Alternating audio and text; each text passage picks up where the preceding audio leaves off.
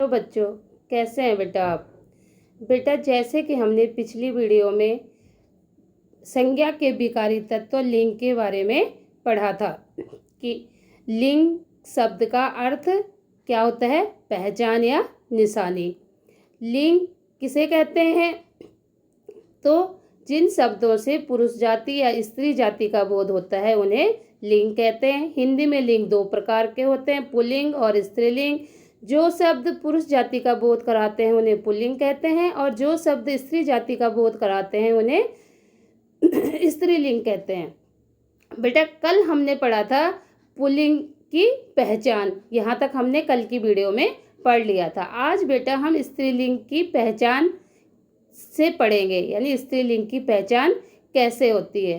तो स्त्रीलिंग की पहचान बेटा देखिए, जैसे पहले संस्कृत के अकारांत जो अकारांत शब्द होते हैं वो स्त्रीलिंग होते हैं, यानी संस्कृत के अकारांत शब्द स्त्रीलिंग होते हैं। जैसे दया, कृपा, अहिंसा, परीक्षा, माया, प्रतिज्ञा, आत्मा, हिंसा, क्रीड़ा, घृणा, विद्या, पिपासा, क्रिया, माला, लता, ममता, शोभा आदि।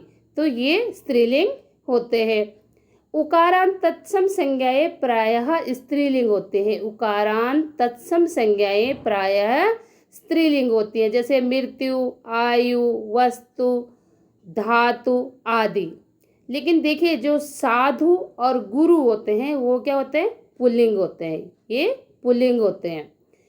इकारांत तत्सम संज्ञाएं प्रायः स्त्रीलिंग होते हैं। जो इकारांत तत्सम संज्ञाएं होती हैं वे प्रायः स्त्रीलिंग होती हैं, जैसे समिति, शक्ति, शांति, संधि, अग्नि, रीति, हानि। तो ये स्त्रीलिंग होते हैं। अगला बेटा, जिन शब्दों के अंत में आहट, या, ता, आई, नी, इमा, आस, ई, त, री आदि आते हैं प्रायः स्त्रीलिंग होते हैं। अब जैसे देखिए, आवट, ये प्रत्यय होते हैं ना, आवट, आहट। ये तो आवट तो सजावट, बुनावट, थकावट, मिलावट, बनावट आदि। आहट घबराहट, कड़वाहट, चिकनाहट, गर्माहट, मुस्कुराहट, चिकनाहट आदि। इया बुढ़िया, लुटिया, चूहिया, बंदरिया, लठिया, कुटिया, गुड़िया आदि। ता, जिन शब्दों के अंत में क्या होगा? ता, सभ्यता, विद्वता, एकता, मनुष्यता, दासता, सरलता, कटुता, शिशुता, चिंता आदि। जिन शब्दों के अंत में आई प्रत्यय होगा, क्या होगा? आई, तो वे क्या होंगे? स्त्रीलिंग होंगे। तो देखो, लड़ाई, पढ़ाई, चढ़ाई, हंसाई, बुनाई, उतराई, भलाई, बुराई, पिटाई आदि। जिन शब्दों के अंत में नी होगा, जिन शब्दों के अंत में नी, जैसे देखिए ढकनी, कथनी, करनी, भरनी, ओढ़नी, जननी, छन्नी, चटनी आदि। इमा, जिन शब्दों के अंत में इमा जुड़ा होगा वे शब्द भी स्त्रीलिंग होंगे, जैसे महिमा, गरिमा, लालिमा, प्रतिमा, कालिमा, नीलिमा आदि। आस प्रत्यय वाले शब्द भी, जिन शब्दों के अंत में आस जुड़ा होगा वे भी स्त्रीलिंग होते हैं, जैसे प्यास, भड़ास आदि।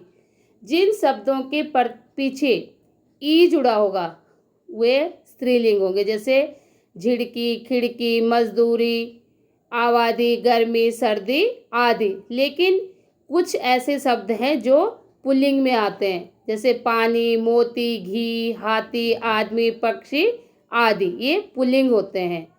त, जिन शब्दों के अंत में त जुड़ा होगा, जैसे रंगत, संगत, ताकत, हरकत, चाहत, खपत आदि। री, जिन शब्दों के अंत में री जुड़ा होगा वे शब्द स्त्रीलिंग में आते हैं, जैसे गठरी, बकरी, कबूतरी, परी आदि। अब बेटा, जो भाषाएं होती हैं तो भाषाओं के नाम भी स्त्रीलिंग में आते हैं। भाषाएं जैसे देखें, हिंदी, अंग्रेजी, जर्मनी, फ्रेंच, रूसी, मलयालम, तमिल, तेलुगु, ये किस में आते हैं? स्त्रीलिंग में आते हैं। और जो बोलियां होती हैं बोलियां भी स्त्रीलिंग में, जैसे राजस्थानी, हरियाणी, भोजपुरी, खड़ी बोली, मैथिली, अवधी, ये किस में आते हैं? स्त्रीलिंग में आते हैं। लिपि, जो भाषाओं की लिपि होती हैं वे भी स्त्रीलिंग में आते हैं, जैसे गुरुमुखी, रोमन, अरबी, फारसी, देवनागरी, ब्राह्मी आदि। अब शरीर के कुछ अंग स्त्रीलिंग होते हैं, शरीर के जो कुछ अंग होते हैं हमारे वे भी स्त्रीलिंग में आते हैं, जैसे नाभि, ठोड़ी, भौं, पलक, छाती, कमर, पिंडली, एड़ी, आँख, नाक, जीभ आदि। अब बेटा नदियों तथा झीलों के नाम भी किस में आते हैं? स्त्रीलिंग में आते हैं। जो नदियों के नाम होते हैं, झीलों के नाम होते हैं, वे भी स्त्रीलिंग में आते हैं। नदियाँ से गंगा, यमुना, कावेरी, सतलुज, झेलम, नर्मदा, रावी आदि। झील, झीलों के नाम भी स्त्रीलिंग में आते हैं, जैसे बेकाल झील, बालकस झील, सांबर झील, डल झील, चिल्का झील आदि। अब प्राणियों में समुदाय या समूह का ज्ञान करने वाले, यानी जो प्राणी हैं उनमें समुदाय या समूह का ज्ञान कराने वाले कुछ संज्ञा शब्द स्त्रीलिंग होते हैं, जैसे समिति, सभा, संसद, सेना, सरकार, कमेटी, परिषद आदि। ये किस में आते हैं? स्त्रीलिंग में आते हैं। अब हिंदी की धातुओं में अ प्रत्यय से बनी संज्ञाएं प्रायः क्या होते हैं? स्त्रीलिंग होते हैं। किससे? हिंदी की धातु, धातु पता है किसे कहते हैं? धातु, क्रिया के मूल रूप को धातु कहते हैं। तो क्रिया की धातुओं में अ प्रत्यय से बनी संज्ञाएं प्रायः स्त्रीलिंग होते हैं, जैसे चहक, कूक, अकड़, फूट, भार, खोज आदि। लेकिन कुछ किस में आते हैं? पुल्लिंग में भी आते हैं, जैसे खेल, नाच, बोल, मेल, उतार आदि। अगला देखिए बेटा, संस्कृत के वे शब्द जिनके अंत में अना लगा होता है, संस्कृत के वे शब्द जिनके अंत में अना लगा होता है स्त्रीलिंग कहलाते हैं, जैसे भावना, प्रेरणा, सूचना, कल्पना, वेदना आदि। तिथियों के नाम, जो तिथियां होती हैं उनके नाम भी स्त्रीलिंग ही होते हैं, जैसे पूर्णिमा, अमावस्या, तीज, प्रथमा, द्वितीया, तृतीया, ये जो होती है ना, ये तिथियां भी क्या होती हैं? स्त्रीलिंग में आती हैं।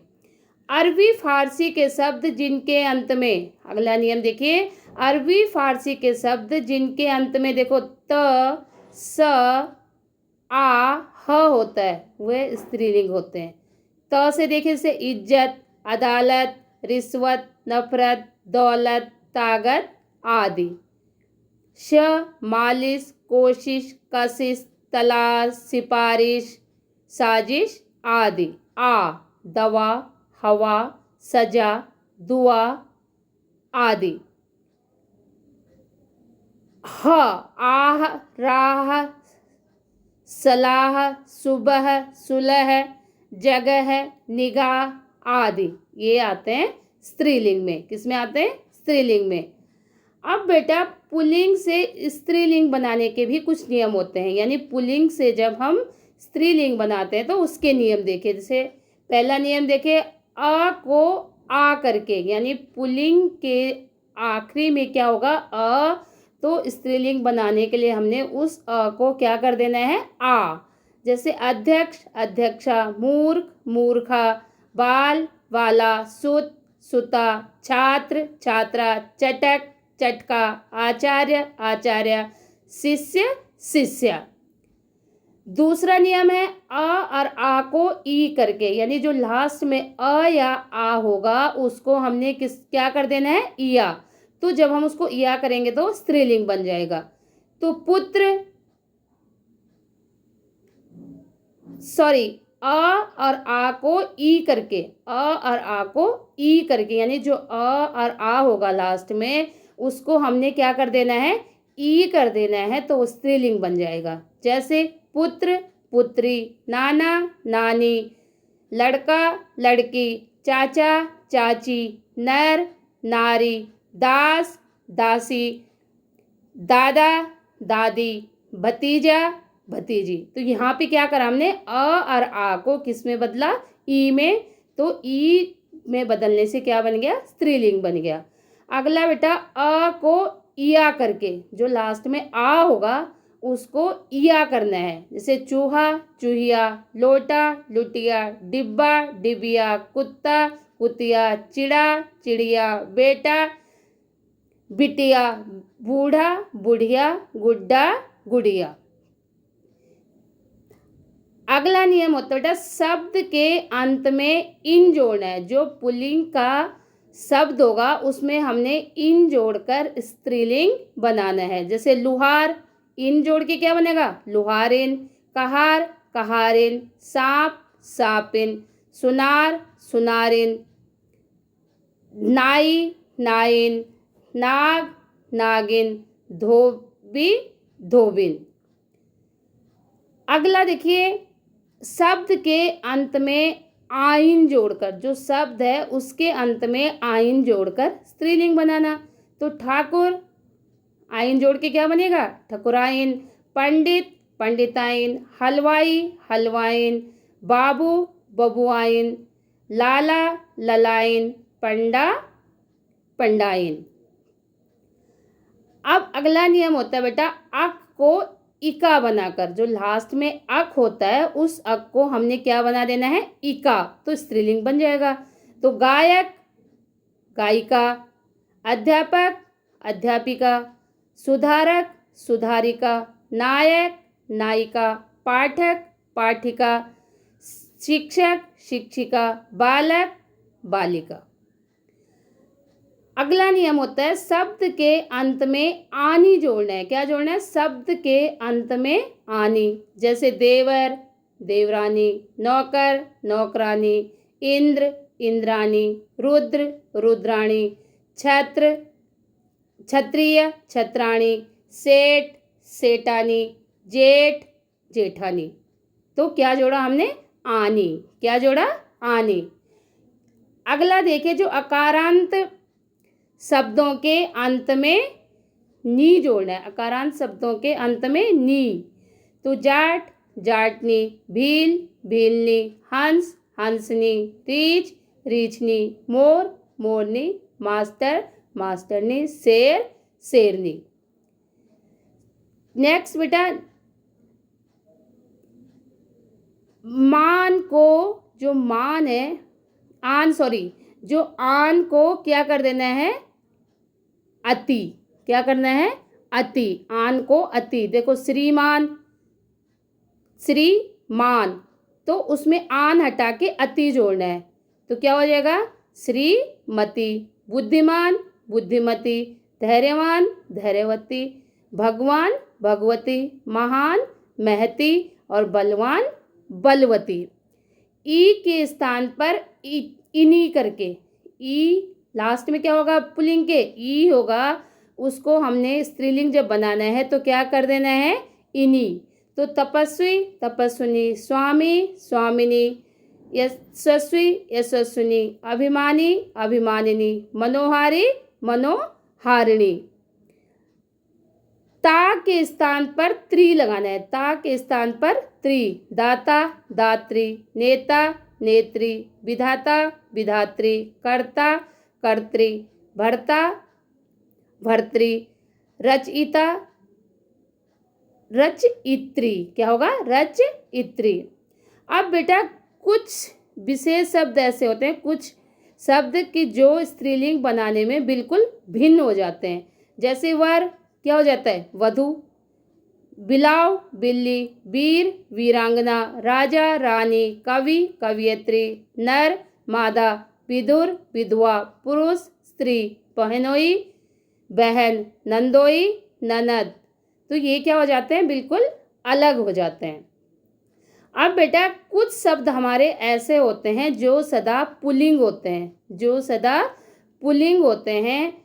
जब हम उन शब्दों को स्त्रीलिंग बनाते हैं तो उनके आगे मादा शब्द जोड़ देते हैं। अब शब्द देखो कौन से शब्द होते हैं जो सदा पुल्लिंग होते हैं। कुछ शब्दों के नाम बता रही देखो मैं आपको, जैसे तोता, बाज, मगरमच्छ, खटमल, कछुआ, खरगोश, बिच्छू। ये क्या होते हैं? सदा पुल्लिंग होते हैं। जब हम इनका स्त्रीलिंग बनाते हैं तो इनके आगे क्या लिख देते हैं, मादा। जैसे तोता, तोता का स्त्रीलिंग बनाएंगे तो क्या लिखेंगे, मादा तोता। मगरमच्छ, मादा मगरमच्छ। खरगोश, मादा खरगोश। बिच्छू, मादा बिच्छू। उसी प्रकार बेटा कुछ शब्द ऐसे होते हैं जो सदा स्त्रीलिंग में रहते हैं, जैसे मछली, छिपकली, चील, कोयल, गिलहरी, मैना, मकड़ी आदि। जब हम इन शब्दों को पुल्लिंग में बदलते हैं तो उनके आगे हम क्या लिख देते हैं, नर। जैसे मछली, तो मछली का पुल्लिंग बनाते हैं तो क्या लिख देते हैं, नर मछली। कोयल, नर कोयल। छिपकली, नर छिपकली। गिलहरी, नर नर गिलहरी। तो ये कुछ शब्द क्या होते हैं जो हमेशा पुल्लिंग में होते हैं और कुछ शब्द ऐसे होते हैं जो हमेशा स्त्रीलिंग में होते हैं। तो बेटा आशा करती हूँ कि आपकी समझ में आ गया होगा। आपका दिन शुभ हो।